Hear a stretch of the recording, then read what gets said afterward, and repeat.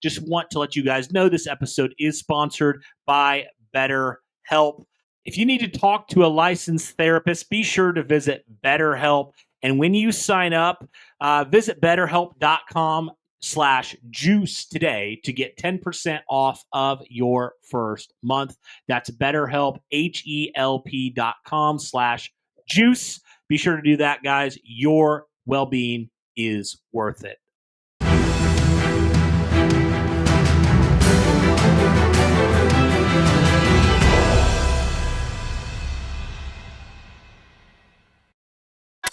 What is going on, Colts Nation, and welcome back to another episode of Bring the Juice. Well, guys, we are about 24 hours from the end of the 2025 NFL Draft. The Indianapolis Colts now have all of their picks here accounted for, so wanted to kind of go through each pick here for the Colts, Derek, and really just talk about some of the stuff that Chris Ballard had to say about why the Colts attacked the draft the way that they did, why they went with certain players at certain positions over other positions.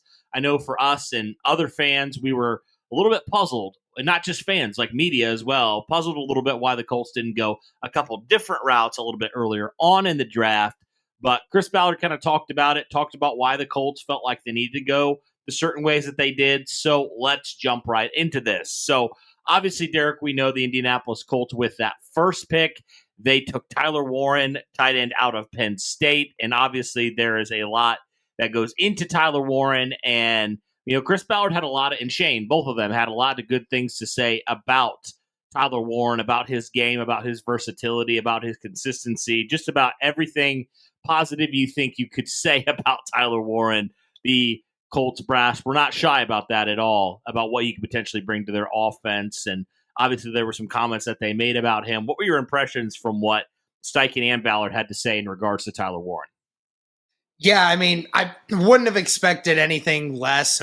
This is your first round draft pick. You bring this guy in because you think that he can make an immediate impact to your team. And, and Steichen even said it too at the very end, talking about love that what he brings in the run game, loves what he brings in the pass game. This kid's even able to throw the football. And Steichen even bringing up, he's so multitasked. He's like, well, shoot, maybe we might even just put him on defense too. Why not, right? That's the kind of player that you're getting in a first rounder in Tyler Warren, and that speaks a lot. Obviously he wasn't being serious about making him on the defense, but it goes to show you just how multifaceted this kid is and the amount of ideas that Steichen is already thinking about when you talk about the things he can do with this kid in his offense, right? And Ballard even mentioning, I haven't had a pick that I was less hesitant to make since Quentin Nelson all the way back in 2018. And a lot of people, some people took that a little bit weirdly. Some people are talking about, well, you didn't have that kind of confidence when you took Richardson or any other first round pick that you guys yeah, but at the same time, Richardson and a bunch of other prospects that he's had in the past, those people had things they needed to work on. You didn't really think that with Tyler Warren, there was a lot of things that he needs to work on. He's already shown you in college, his skill set that he brings already to the table is going to dramatically impact this offense. So ultimately, yeah, it's great hearing Chris Ballard and Shane Steichen talk and rave about this kid. And, it certainly is awesome to see. Yeah, obviously, we know what Tyler Warren, the type of player that he can be here, Derek. And I think that out of pretty much any pick, that was the most obvious fit there for the Indianapolis Colts there as tight end, whether it was Colson Loveland, whether it was Tyler Warren. And the Colts get, I think, in my opinion, and not just my opinion, a lot of people's opinion, the most well-rounded tight end from both a pass catching and run blocking standpoint. So, yeah, you absolutely get a kid who was uber productive in college, and I just think will be a massive upgrade from what you had, especially last year. It's well documented. We've talked about it a lot. The tight end room for the Colts, not great. Again, they didn't have great quarterback play, but they also left a lot to be desired as well. But moving on to the second round pick the Indianapolis Colts had, and I know a lot of people, including us, had them pegged as maybe linebacker, maybe offensive line. We mentioned it a little bit before the draft. Another sneaky position that we could see the Indianapolis Colts addressing is that edge position. And we saw the Indianapolis Colts go there in round 2, right? And take JT Tuimoloau there in the second round out of Ohio State. Obviously, a kid that was pretty productive last year in college, 12 and a half sacks. And, Ballard raved about especially his playoff performances that he had, where he had multiple games, Derek, where he was taking over and being very productive, getting after the quarterback, impacting the game, and just a guy that the Colts view maybe as a player long term that can be a really nice piece for them. Obviously, we know, Derek, that the Colts beyond 2025, they only have one guy on the roster before they took this kid, and that was Leatu Latu, who they drafted a year ago. So there's a lot of reasons why the Indianapolis Colts took him. Obviously, long term, you view that, but also he was a kid that not just on the field, but off the field as well, just all around a great human being, but also a really, really darn good football player too. So, that, when Ballard talking about it, just the fact that he said he's got, some really unique qualities. He's a big guy, he's 265, really good athlete. He can bend, he can rush. He's got good length. He said, we're fortunate, to get him. And I know I know I don't want to take everything from this, but I know he talked to Ryan Day and he said that was pretty much, he came up in pretty much the majority of our conversation. Right? Ryan Day couldn't say enough good things about him and just what he meant to this team. So he's like, I feel very fortunate that he fell to us there at pick 45. What were your impressions from what Ballard had to say here about the Colts' second round pick? JT Tuimoloau was definitely a name I did not expect with that second round pick. I truly, in all honesty, Cody, did not really know how a lot of NFL teams would feel about JT Tuimoloau to begin with. A lot of times I had my own personal feelings on him before the draft, and so maybe that was a little bit shocking when I heard that name, but we learned very quickly, and Cody will talk about it with the next pick for sure that we're about to talk about, because that was one of the wildest ones that Colts Nation had seen. I think a lot of it just came down to the mold of player that it was. A lot of times it's not about who's the best player or who has the highest upside. It's about players that fit what you want them to do in the building that you have. And obviously, you're the Indianapolis Colts this year. You have an almost entirely new defensive staff with an entirely new defensive approach to what you have. And Cody, you mentioned it several times this offseason that this is a defense that after this year, there's a lot of question marks about the edge group when it comes to availability. Leatu Latu is going to be the only defensive end on this team that is under contract through 2026. So you had to start thinking about that, not just in the future. You have to start thinking about that now. And they thought, could that be the result of getting an edge? Maybe not a position that is a big need in 2025 at this moment, but Ballard still in his ways, still understands that, you can never have too many edge guys that know what it's about. And Lou Anarumo probably did a lot of work on this. And, you get a big body defensive end who's long, strong, big, powerful, that can come off the edge and, be a great run defender and be able to get after the passer in some circumstances. This is exactly the kind of defensive end that Lou Anarumo wanted in the building. And we spoke to the high character. You mentioned it with Ryan Day. They talk about this kid's character and who he is as a person. Cody, it sure felt like every draft pick that the Indianapolis Colts got this year, they raved about the character of the man they're drafting, not just the play of the kid as well. So definitely awesome to hear that. And, it was definitely a surprise pick, but I'm all for it if Lou Anarumo finds the right way to utilize him.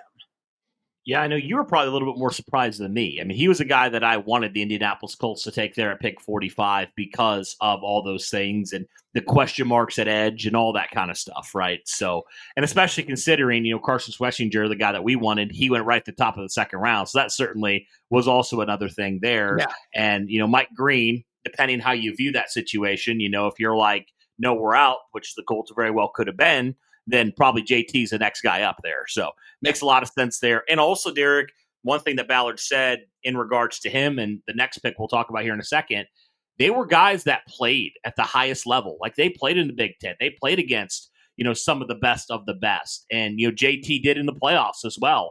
And he didn't shrivel up. In fact, Derek, he rose to the occasion. He didn't shrink. He rose to the occasion.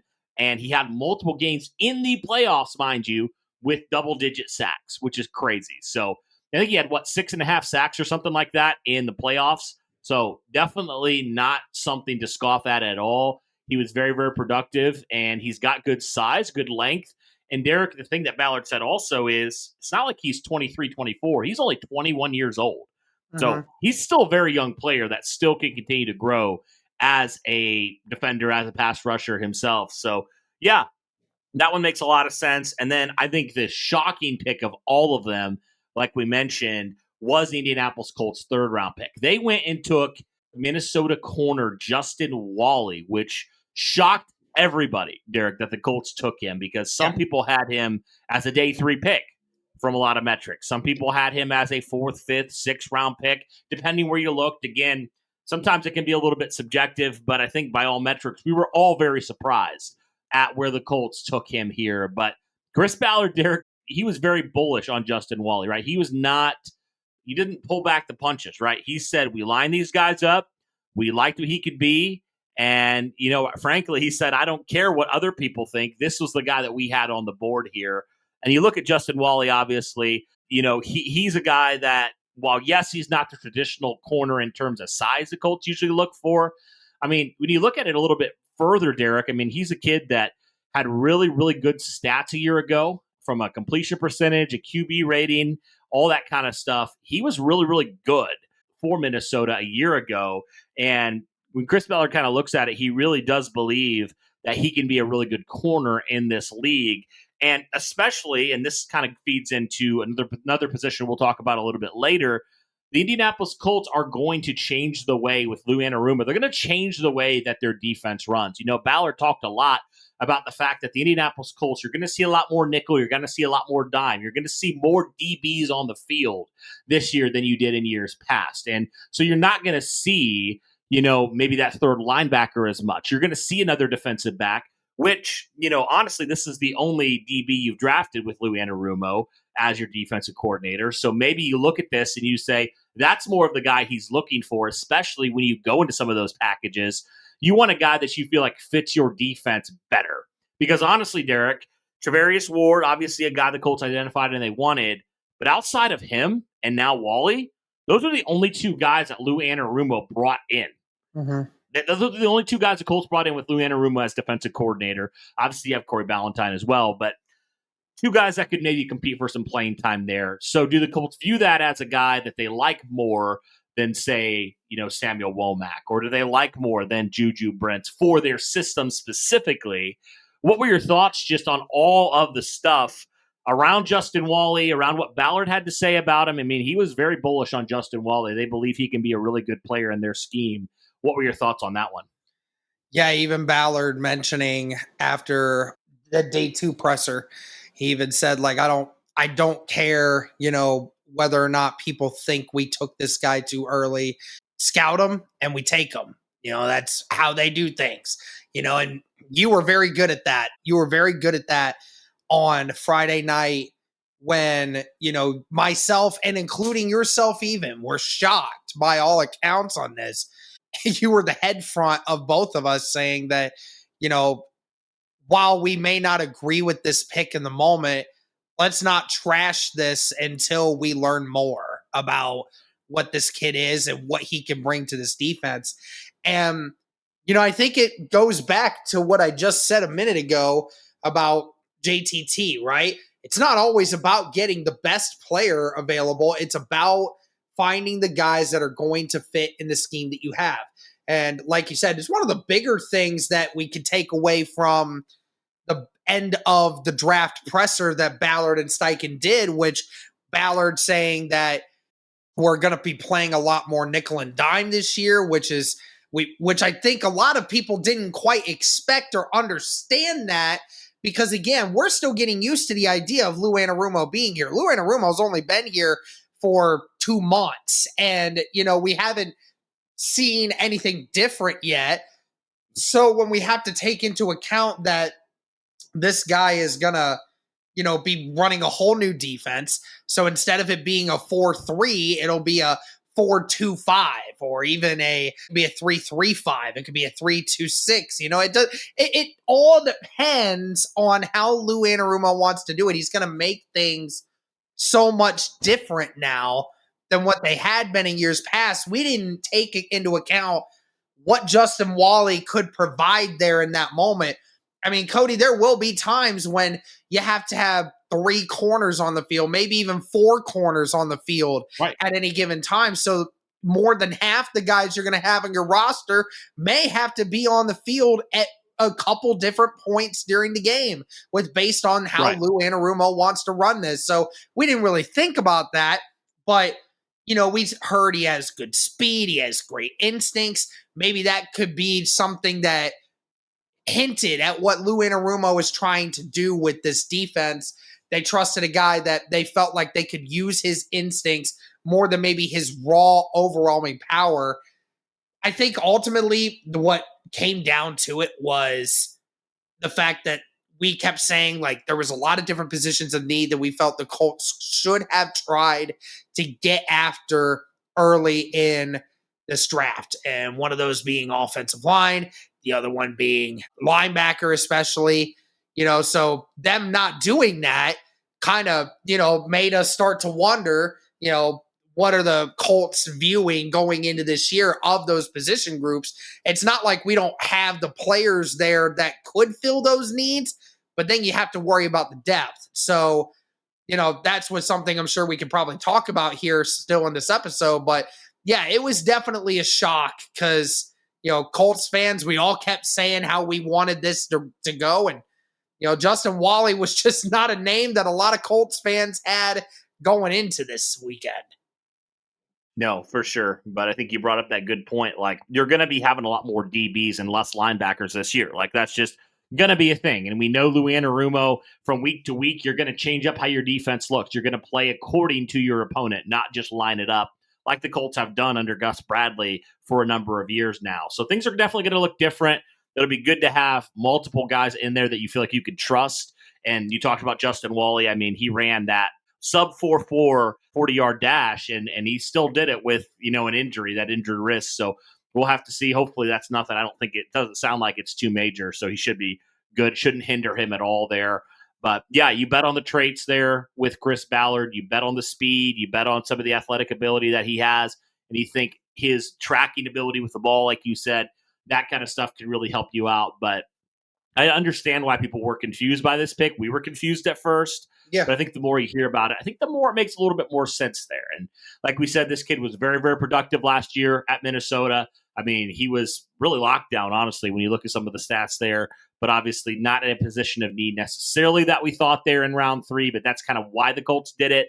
And then you talked about the offensive line. So let's move right there to the Indianapolis Colts first pick on day number 3. They did go back to the offensive line here, Derek, and they selected Jalen Travis, the offensive tackle from Iowa State. And I mean, you look at him, Derek, I mean, the first word that came to mind was freak. Like, he's an absolute physical freak. He is ginormous. He's 6'8", almost 340 pounds, Derek. He has super long arms. He's super athletic, super explosive. And you kind of look at that, especially for a guy his size, there's some rare things there with Jalen Travis from the size and the explosion standpoint that you just don't see with guys his size. Yeah, no doubt that it's a rare size to speed ratio here from a player like Jalen Travis.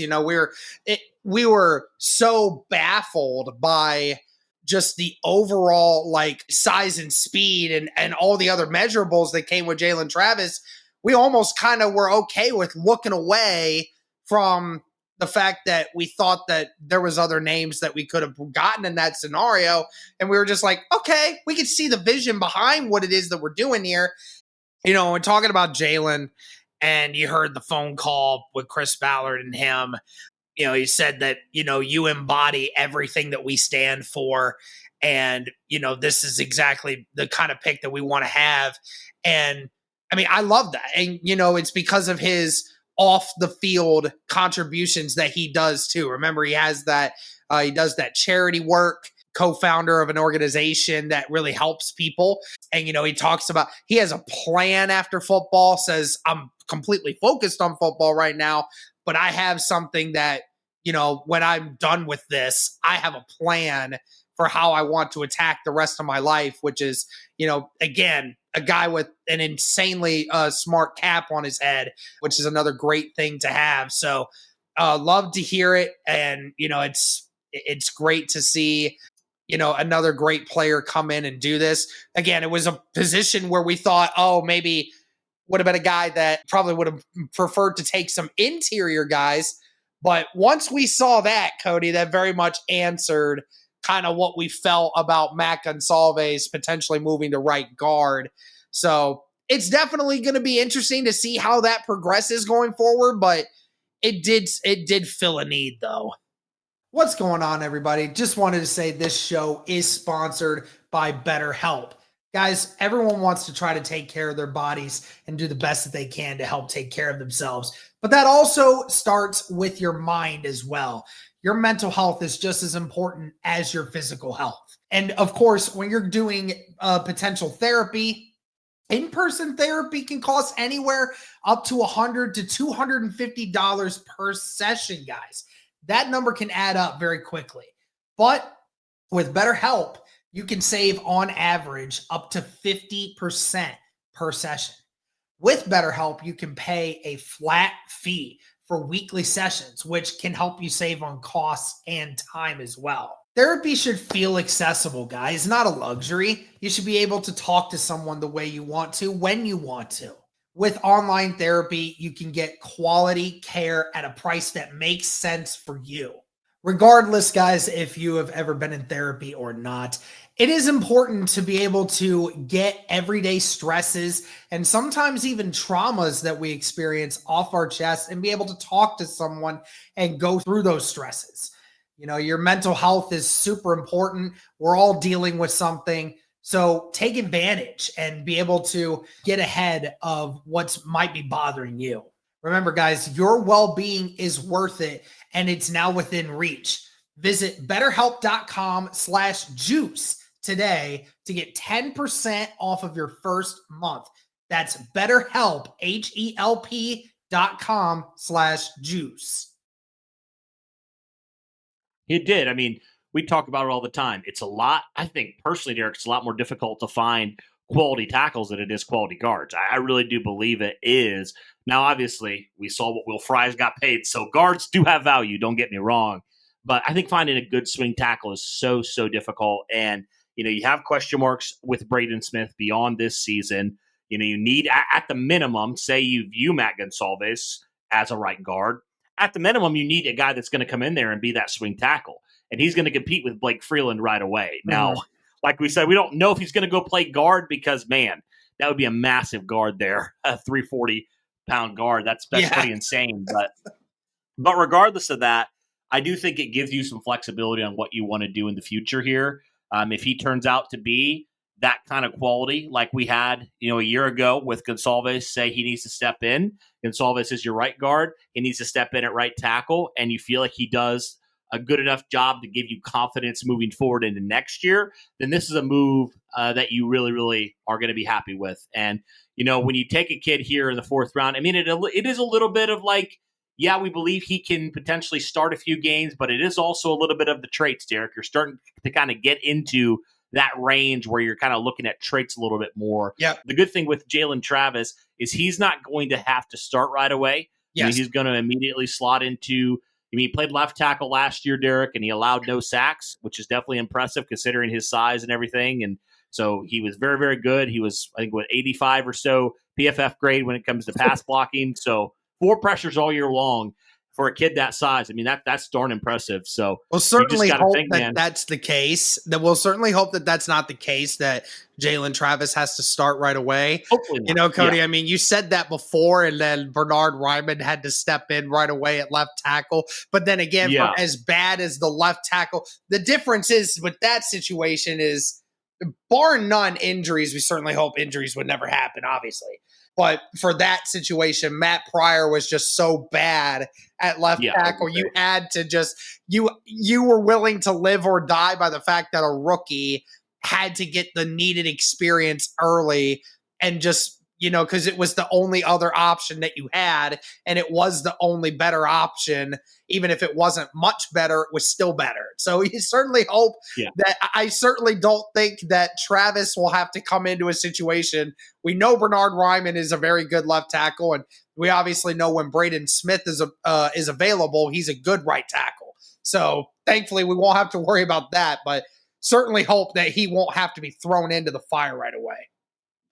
Yeah, for sure. But the good thing, I guess, for him is left tackle is probably the hardest position on the offensive line to play, especially quarterback's blindside. That's important. But I think a guy that could potentially swing to both sides, which is definitely important there. I mean, he's got the size for probably more right tackle, but who knows? But yeah, I mean, I think in the immediate, he's a guy that can come in, compete with Blake Freeland for that swing tackle spot there at both left and right. And in the future, he could potentially be your right tackle even as early as next year. And I mean, we know, Derek, knock on wood, but Braden Smith's had some injuries the last couple of years, physical injuries Yes. that he's dealt with. And so I'm not going to completely rule it out that might happen again. So regardless of what happens, though, I do think he projects here as some quality depth in the immediate. And then when you move on to beyond the 4th round, there's a couple other picks that are interesting here, Derek. DJ Giddens was definitely an interesting guy here. You know, a player that we really liked around this range when we were kind of looking at some mock drafts and who's going to be available. DJ Giddens, Devin Neal, those were a couple guys that we were kind of targeting around this range. And when you look at DJ Giddens, I mean, Derek, he's a kid that had a very, very good season last year for Kansas State, over 1,200 yards rushing, over 6.5 yards per carry. We know what he can do in the receiving game, too. The biggest knock on him, Derek, was really his pass protection. And he was a guy that, you know, got injured. I think it was also another wrist injury, ironically enough. He got injured earlier on in the season, but played through it. And he said he really felt like that, you know, hindered his pass protection. So he feels like that's definitely going to get better now that he is, you know, recovering from that. So that was definitely interesting. But I think when you look at what Giddens can provide you in the immediate, certainly a change of pace back for sure. I mean, this is a guy that's not just a one-trick pony. He's not just a guy that's going to be a receiver out of the backfield, but he definitely is very patient. He's very, very smart. He reads his blocks. He has really terrific running back vision, which I think is important. I think a lot of people have compared him already to Marlon Mack in terms of the patience, the vision, you know, waiting for blocks to develop, all that kind of stuff. And honestly, Derek, I think maybe that was kind of the vision the Colts had when they took Jonathan Taylor in 2020, and then injuries kind of derailed that season when it came to that. But I don't know. I thought DJ Giddens was a good find here, especially in round 5. I think he's a guy in the immediate that can come in and compete for certainly RB3, but potentially RB2 as well. I think he definitely has a role in this offense in year 1. Now, what is that going to be? We'll see. But we've talked about it for years now, Derek. You need to get some running backs that can help take the load off of Jonathan Taylor when needed.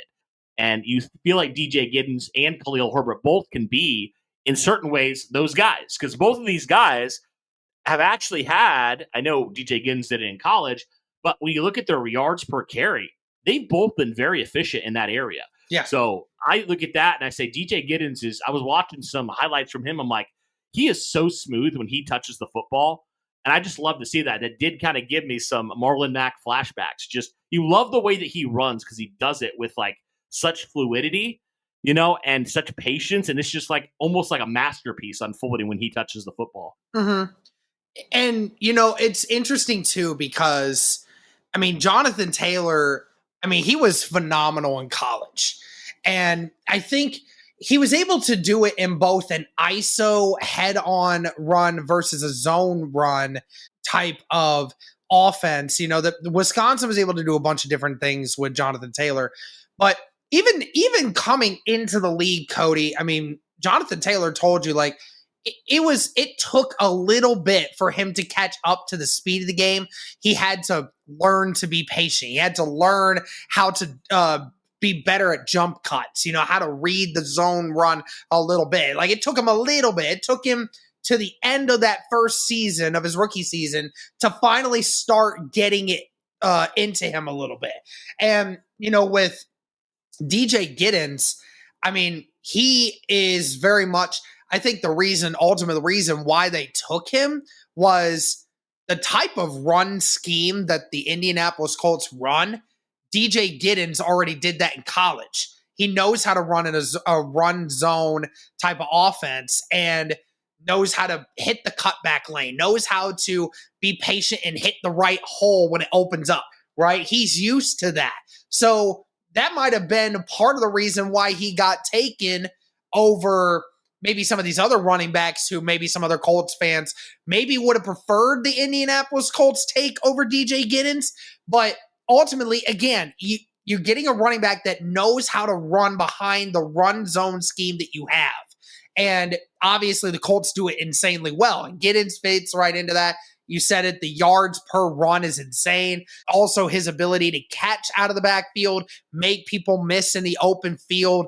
Really just the ultimate question we were kind of wondering about was the pass pro protection.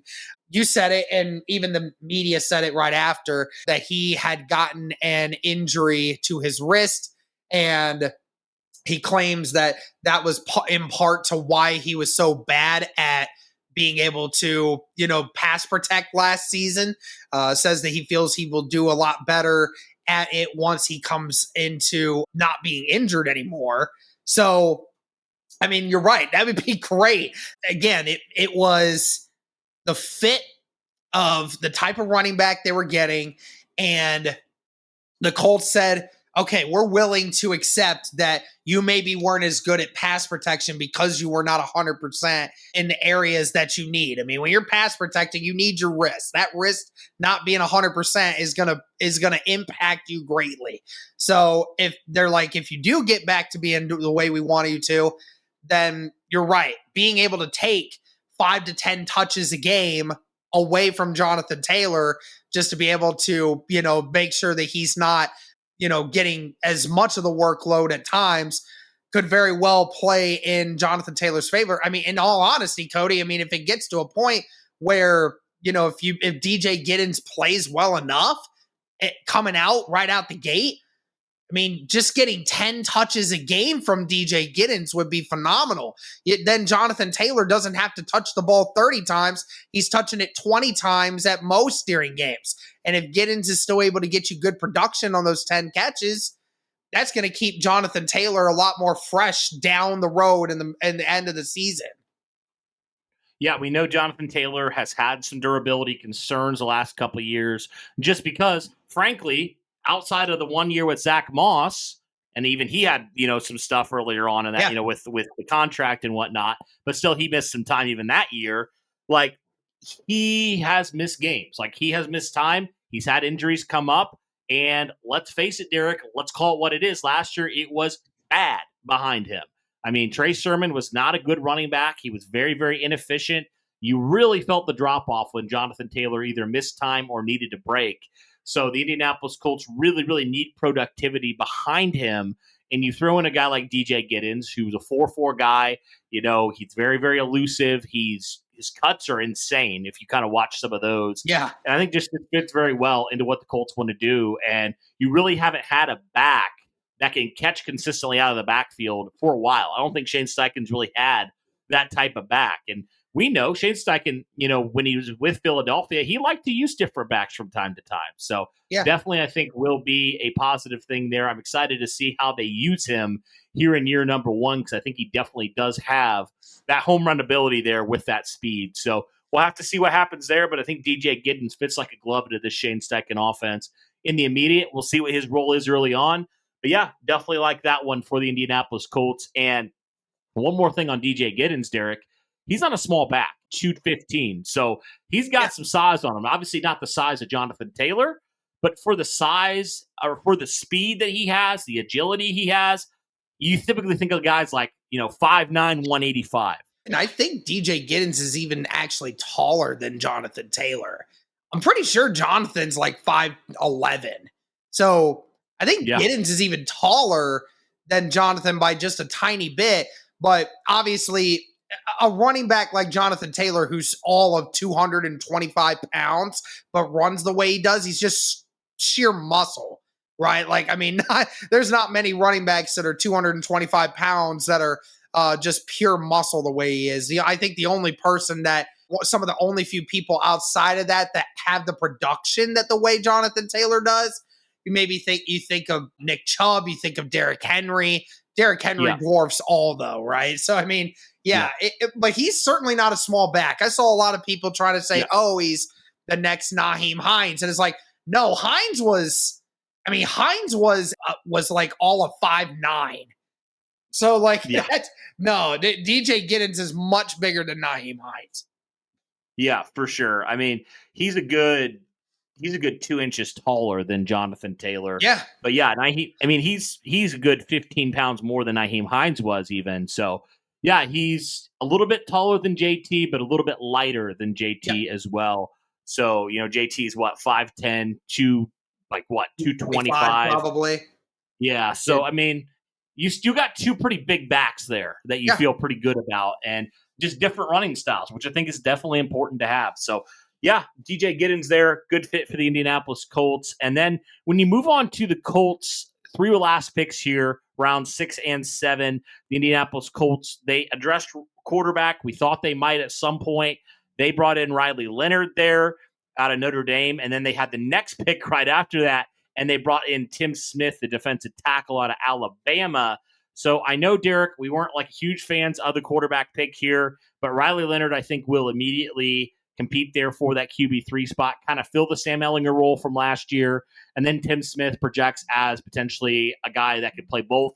That's what Ballard and company said. We feel like he can play both the 1 and the 3, behind both of those guys. And I know for him, you look at him and say, man, he was a pretty darn good run stopper for the Alabama Crimson Tide. I mean, heck, when you start that many games for Alabama, I mean, you got to have some sort of talent there. So the Colts obviously liked what they saw there.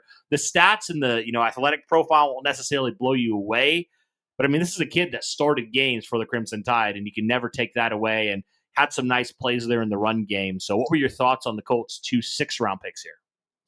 Yeah, Tim Smith, that'll be an interesting one. If he can turn out to be a good run-stopping defensive tackle, that would be great for a couple situations that DeForest Buckner can come off for a few plays here and there, maybe even Grove. Yeah, as far as the Riley Leonard one, that one still shocks me beyond all belief. Don't really see the significance of it. Again, I know that Riley Leonard probably feels a little bit more comfortable in the type of offense that Shane Steichen wants to run versus a guy like a Quinn Ewers. But I still, just because somebody fits it better doesn't mean that Riley Leonard was a good draft pick to make. I'm sorry. For anyone that's a Notre Dame fan, for anyone that's a Riley Leonard fan specifically, I'm just going to say it right now. I don't like this pick in any way, shape, or form. I hate it. And I'm not saying I hate Riley Leonard. I think he's a great person, and I will definitely go and support him regardless. I just do not like this pick because there were so many other things you could have potentially done with it, especially given the fact that you traded back to get another pick right in that area, and you basically wasted it, in my opinion, Cody. So I don't like it. I don't like it at all. I think you would have hated any quarterback pick, not just Riley Leonard. That's I think you would have not true liked too. You were not a big fan of drafting a quarterback at all. Not. So if you're listening to this, it didn't turn it off after that one. It's not just about who Riley Leonard is. It is just the quarterback in general. You weren't a big fan of that. So, All right. So those are the 6th-round picks there. And then you move on to round number 7, which is the one that we actually weren't able to cover. But the Colts went back to what they did last year with Jalen Carlisle. And they went out and they got a player. Chris Ballard got his Badger. He got Hunter Wohler, the linebacker from Wisconsin. He played safety. Colts are going to convert him to linebacker. So another Jalen Carlisle situation here where you bet on a kid, you bet on his athletic profile and his production in college, and you're like, hey, we think you can convert here. What were your thoughts on that one? I mean, Indy again buying into this idea that they can convert this, bigger safety into a linebacker. It worked pretty solidly for Jalen Carlisle. So got to imagine that it will work out. They hope that it'll work out at some point for them in the future as well. I don't know. Again, it's how is Lou Anarumo going to make it work in that type of scheme? We'll continue to see how it works, because the Colts have had some fair share of 7th-round success guys over the last 5 years, so we'll see how this one pans out. I mean, you could say, like, if the Colts know how to draft anybody, they know how to draft linebackers, right? That's like one of their biggest strengths in the draft process under Chris Ballard. And, Hunter Wohler definitely has the athletic profile you're looking for, Derek. I mean, I just pulled it up here, and shout out to Kentley Platty on this one. He had a 9.26 RAS score as a safety. So, the height, the weight, all that stuff you're looking for, he definitely has it there. He's 215 pounds, so he's a little bit undersized for a linebacker for sure, but a kid that you feel like maybe can bulk up a little bit, and you as you're converting him, as he's learning, potentially can be a good fit there, specifically in the pass game, which we know the Indianapolis Colts definitely need that. So yeah, that does it, guys, for the Colts picks and why the Colts addressed the draft the way that they did.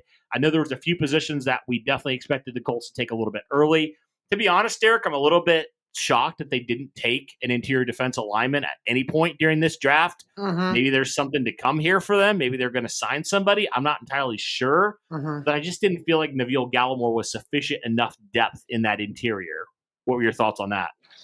Yeah, I mean, we could have thought about it from a lot of different perspectives, right? I mean, we originally thought that linebacker, we thought that they should have addressed that very much sooner, and they didn't, but we obviously figured out a reason as to why that is. I mean, you got to hope that they'll continue to look for some interior defensive linemen in free agency and try to fill that need right there.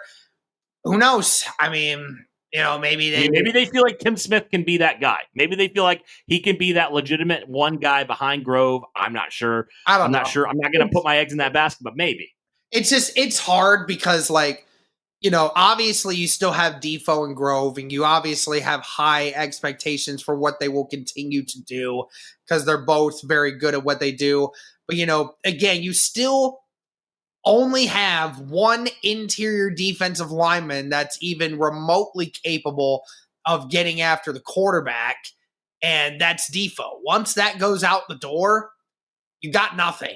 You have nothing on the interior. So I don't know. It was so hard last year to watch the interior defensive line unit the way that they operated.